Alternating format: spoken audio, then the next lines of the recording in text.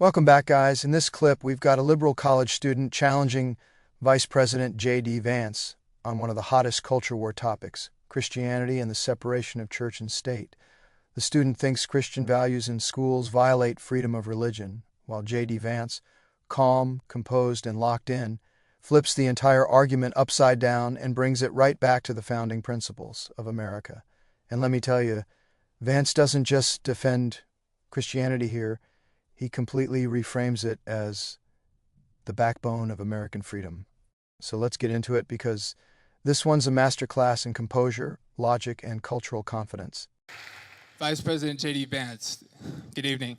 Thank you. My question is, the Republican Party, they stand for the right to bear arms. A lot of things the founding fathers really made a priority. Sure.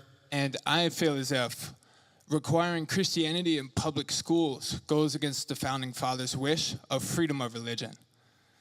What do you think about that? Well, I guess, who is saying that we require Christianity in public schools? Just from what I've seen on the media and the news, it seems like the Trump administration had wanted to make praying in schools and Christian values incorporated. Well, look, I think Christian values are a good thing, and I'll talk to you about why I think that's a good thing, but that's separate from forcing people to pray, which I don't think that anybody, certainly no Christian that I know, would ever support or ever. This is where you stop and point out JD Vance just de-escalated a trap question. Instead of going defensive or pandering, he reframed it to talk about values, not dogma. That's political skill and moral clarity. Endorse. And let me just say something generally about all the people. I see there's a big line, and I hope I can get to everybody's question.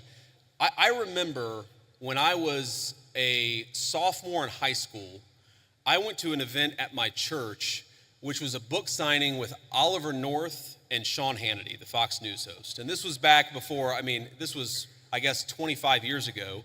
And so neither of these guys was maybe as big as they are today. And I remember standing in line, and I'm about to say hello to Oliver North and Sean Hannity, and I remember thinking to myself, I was so nervous, all I need to do is shake their hand, give them a firm handshake, and tell them my name. And that's what I'm thinking. Firm handshake, tell them my name. Firm handshake, tell them my name. And I get to the front of the line, and Sean Hannity looks at me, and he says, "How are you doing?" And I totally panic, and I go, JD. Because I had rehearsed shaking and saying my name. My point is, I admire your guys' courage, and please don't be nervous. If you need to work through a question, think about it, speak it. We're all here to have a nice conversation, and we're all supportive of it. Here's the thing when you talk about forcing, I'm gonna answer your question, forcing Christianity, forcing people to pray. There's a liberal idea out there that I think is wrong, and that's that liberalism is the source of freedom of religion.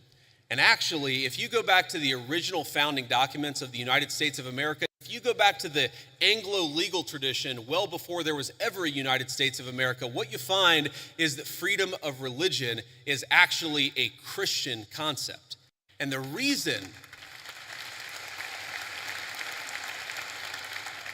it's a Christian concept is very simple. Because Christianity, Imago Dei, the idea that we are all made in the image of our Creator, means that we must respect the free will of every single person. This is where you stop and point out JD Vance just de-escalated a trap question. Instead of going defensive or pandering, he reframed it to talk about values, not dogma. That's political skill and moral clarity.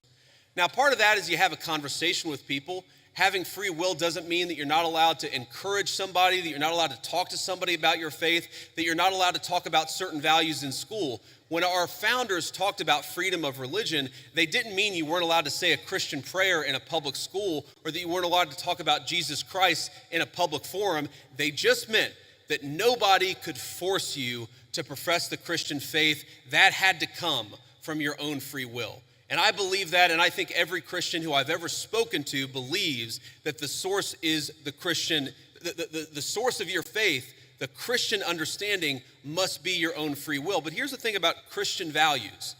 There are a lot of Christian values out there that I think that we've just sort of assumed and we've in fact taken for granted.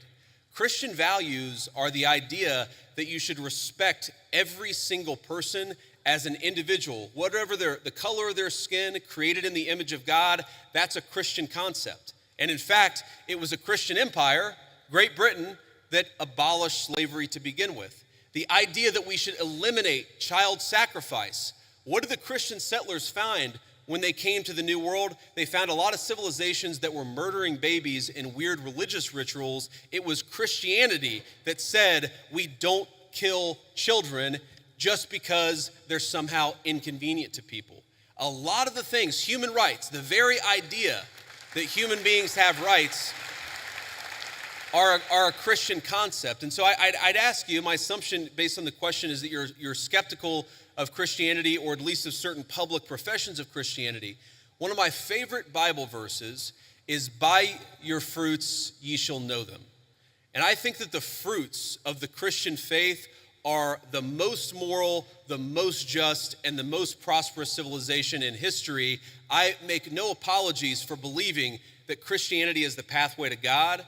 I make no apologies for thinking that Christian values are an important foundation of this country, but I'm not going to force you to believe in anything, because that's not what God wants, and that's not what I want either. So, go ahead. For the school system. This is where JD Vance shows balance, firm faith, zero force. He's saying Christian values are good, but belief must be voluntary. That's strength without oppression. And honestly, it makes the liberal critique fall apart, because he's upholding both moral conviction and freedom of choice. Do you agree that there should be Christian implementation, or do you think that school system should be neutral and be focused on science, literature, reading, writing, arithmetic? Well, I reject the idea that anything is purely neutral. Okay, there are, for example, let's take a basic scientific fact, and this is a little spicy. I'm not trying to make this too controversial, but take the basic scientific fact of, can you take a pill to change your biological gender? Okay, now that's something that 15 years ago, quite literally, every single scientist in the Western world would have said, absolutely not, that's crazy, and now people will. I think the premise of your question, I don't totally share it, because I don't think perfect neutrality is possible. What is it? You talk about history. Was Christopher Columbus a great explorer, or was he a guy who committed genocide against the native populations?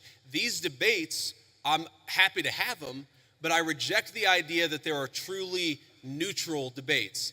Anybody who's telling you their view is neutral likely has an agenda to sell you.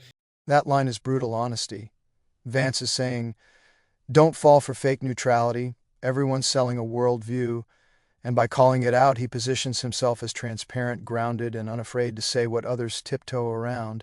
And I'm at least honest about the fact that I think the Christian foundation of this country is a good thing. Next.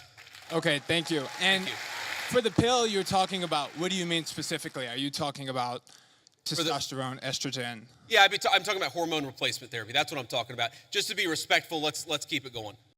If you found this breakdown sharp, hit that subscribe button right now. Join the channel for more real talk, bold analysis, and no-filter reactions to the biggest political moments out there.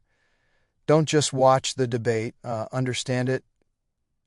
Subscribe for more epic political breakdowns every week. Yes, thank you. Have a good night. You too.